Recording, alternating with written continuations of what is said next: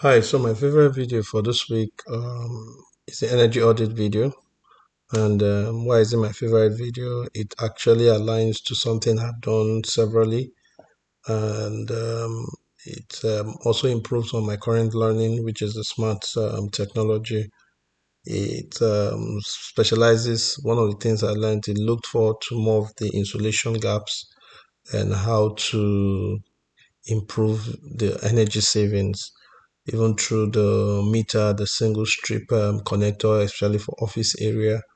And it also encompasses the um, consumption, how to also check the consumption with a watt meter and um, manage your energy. So the